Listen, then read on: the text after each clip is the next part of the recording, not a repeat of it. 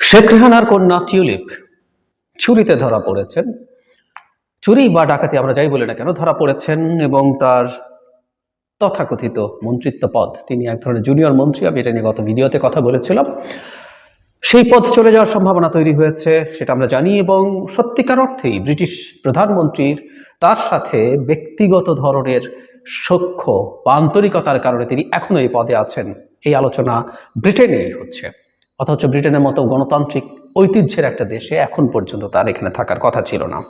গতকালই আমি একটা ভিডিওতে একটা জিনিস এক্সপেক্ট করেছিলাম যে আমাদের সরকারের পক্ষ থেকে টিউলিপের এই ঘটনাটা নিয়ে প্রতিক্রিয়া জানানো উচিত এবং সেটা তার এই পদে থাকাকে আরো টাফ করে তুলবে।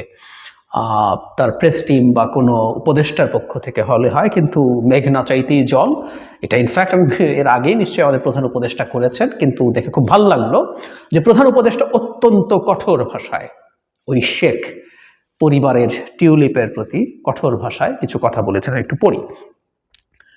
গণঅভ্যুত্থানে বাংলা ট্রিবিউন, এটা হচ্ছে বিজনেস স্ট্যান্ডার্ড ব্রিটিশ একটা পত্রিকার রেফারেন্স দিয়ে, সম্ভবত সানডে টাইমস, ওখানে রেফারেন্স দিয়ে বলছেন, গণঅভ্যুত্থানে ক্ষমতাচ্যুত আওয়ামী লীগ সরকারের আমলে ব্রিটেনের দুর্নীতি বিরোধী মন্ত্রী টিউলিপ সিদ্দিক ও তার পরিবারের যেসব সম্পত্তি পেয়েছেন ও ব্যবহার করেছেন সেগুলোর জন্য তাকে ক্ষমা চাওয়ার আহ্বান জানিয়েছেন অন্তর্বর্তী সরকারের প্রধান উপদেষ্টা ডক্টর মোহাম্মদ ইউনূস।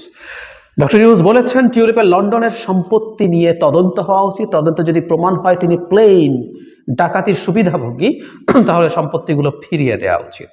উনি সানডে টাইমসকে রাষ্ট্রীয় অতিথি ভবনে এই কথাগুলো বলেছেন। প্রধান উপদেষ্টা আরো বলেছেন, দুর্নীতি এবং অর্থ আত্মসাৎ তদন্তের অংশ হিসেবে ব্রিটেনে টিউলিপের ব্যবহৃত লন্ডনের বাড়িগুলো নিয়ে অনুসন্ধান করা প্রয়োজন। এখানে আরো বিস্তারিত আছে তার বাড়ি নিয়ে কি হয়েছিল, তিনি রূপপুর পারমাণবিক বিদ্যুৎ কেন্দ্রের 2 নম্বরই ইত্যাদি ইত্যাদি। সানডে টাইমসকে ডক্টর ইউনূস আরো বলেছেন, সিদ্দিকের মতো একজন দুর্নীতি বিরোধী মন্ত্রী নিজেই যখন অভিযোগের মুখে থাকেন তা আসলে নির্মম রসিকতা হয়ে যায়।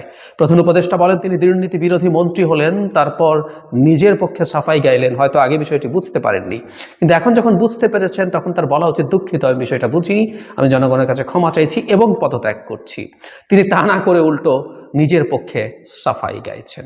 তবে উনি, ডক্টর ইউনূস বলছেন, টিউলিপ পদত্যাগ করবে কিনা এটা একেবারেই তার বিষয়। প্রধান উপদেষ্টা সাম্প্রতিক এক অফিসিয়াল প্রতিবেদনের কথা উল্লেখ করেন। আমরা জানি এটা দুর্নীতি বিরোধী হোয়াইট পেপারের কথা বলছেন। ওই প্রতিবেদনে দেখা গেছে বাংলাদেশের একটি এলিট শ্রেণী প্রতি বছর দেশ থেকে কয়েক বিলিয়ন ডলার পাচার করেছে। এই অর্থের একটি অংশ বাড়িসহ বিভিন্ন সম্পত্তি কেনায় ব্যবহৃত হয়েছে। ডক্টর ইউনূস বলেন, প্রতিবেদনে দেখানো হয়েছে কিভাবে টাকা চুরি হয়েছে, কিন্তু এটা চুরি নয়, চুরি করলে তো গোপন রাখে, এটা প্লেন ডাকাতি। সো এই প্লেন ডাকাতির পার্ট হয়েছেন টিউলিপ, শেখ টিউলিপ, ওই শেখ পরিবারের সন্তান। ডক্টর ইউনূস অনেক কথা বলেছেন।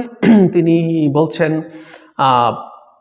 দুর্নীতিতে গোটা বাংলাদেশ কলুষিত হয়ে গেছে। দুর্নীতির মাত্রা নিয়ে তিনি বলেন, কলুষিত শব্দটিও খুব কম হয়, দেশ পুরোপুরি ধ্বংস হয়ে গেছে। শেখ হাসিনার আমলে বিন্দুমাত্র সততা বা স্বচ্ছতা ছিল না, তারা নির্দ্বিধায় সবকিছু ধ্বংস করে দিয়েছে। ডক্টর ইউনূস বলছেন, শেখ হাসিনা, তাকে প্রশ্ন করা হয়েছিল, শেখ হাসিনা পরিবারের সদস্যরা লন্ডনে যেসব সম্পত্তি ব্যবহার করছে সেগুলো এই ধরনের ডাকাতির অংশ হতে পারে কিনা। তিনি বলছেন, অবশ্যই এটা প্লেন ডাকাতির ব্যাপার, আর কিছু নয়। যুক্তরাজ্যে কোনো পার্লামেন্ট সদস্য যদি এতে জড়িত থাকেন তবে এটাও বড় ইস্যু। আমরা তো সব লুটপাটে অভ্যস্ত হয়ে গেছি, তাই আপনারা এই ইস্যু বিশ্ববাসীর নজরে আনায় আমরা স্বস্তি বোধ করছি। অত্যন্ত কঠোর ভাষায় স্পষ্টভাবে চোর, শেখ পরিবারের চোর টিউলিপের বিরুদ্ধে তিনি কথা বলেছেন। আমরা বিশ্বাস করি, আশা করি ডক্টর ইউনূসের এই বক্তব্য একটা চাপ তৈরি করবে ব্রিটেনের সরকার উপরে। কারণ ডক্টর ইউনূস শুধু বাংলাদেশের প্রধান উপদেষ্টা তা নন, তিনি গ্লোবালি অ্যাকসেপ্টেড একজন অত্যন্ত রেসপেক্টেড মানুষ। তিনি যখন তার দেশকে নিয়ে এইরকম কথা বলেন, এই দেশের সম্পদ চোরদেরকে নিয়ে এরকম কথা বলেন, সেটা তাকে তার পদ থেকে পতন ঘটাতে পারবে বলে আমরা আশা করি, এবং এটা আমাদের জন্য একটা বড় বিজয় হবে। এই প্রসঙ্গে একটু যোগ করে রাখি, আমাদের আরেকটা লক্ষ্য আছে, এটা নিয়ে বাংলাদেশ সরকারের আলাপ করা খুব দরকার। সেটা হচ্ছে সাইমা ওয়াজেদ পুতুল, শেখ হাসিনার সন্তান, যিনি WHO-র রিজিওনাল পরিচালক হিসাবে আছেন দিল্লিতে। আমাদের মনে আছে নিশ্চয়ই, শেখ হাসিনার নমিনেশনের কারণেই ভারত সহ তারা কিভাবে একরকম ভোটারদেরকে চাপ দিয়ে ম্যানিপুলেট করে তাকে ওখানে নিয়োগ করেছেন, বাংলাদেশ থেকে সিলেক্টেড একজন ক্যান্ডিডেট। তাকে সরানোর পথ কি আছে আমি জানি না। আমার যতদূর মনে পড়ে, মিস্টার পিনাকি ভট্টাচার্য বারবার এটার কথা বলেছেন এবং উনি নিজে কিছু প্রসেস দেখিয়েছেন। আমাদের সরকারের উচিত হবে তার সাথে যোগাযোগ করে এই প্রসেসগুলো ভেরিফাই করা, এবং যেগুলো যদি সঠিক হয়, সঠিক হলে তাকে সাথে রেখে এই প্রসেসটা শুরু করা। পুতুলকে যদি তার পথ থেকে সরিয়ে ফেলা যায়, এটা আরেকটা বড় বিজয় হবে, এটা খুব বড় বিজয় হবে। এবং আমার মনে হয় পুতুলের সাথে আমরা চাইলে, এটা পুতুল যেহেতু ইন্ডিয়া আছে, তার চুরি টুরি খুঁজে পাওয়া কঠিন হবে, কিন্তু আমাদের তদন্তে বা অন্য কোনোখানে তদন্তেও এটা প্রতিষ্ঠিত করা যৌক্তিকভাবে সম্ভব যে চুরির হিস্সা, ডাকাতির হিস্সা, ডক্টর যেমন বলছেন প্লেন ডাকাতি, সেই প্লেন ডাকাতির হিস্সা তার কাছেও গেছে, এগুলো ডকুমেন্ট বের করা দরকার, এবং তাকে তার পথ থেকে সরানোর জন্য যা যা কিছু সম্ভব সেসব করার ব্যবস্থা করতে হবে, বা কোনো না কোনো ফর্মে তার উপরে চাপ অব্যাহত রাখতে হবে।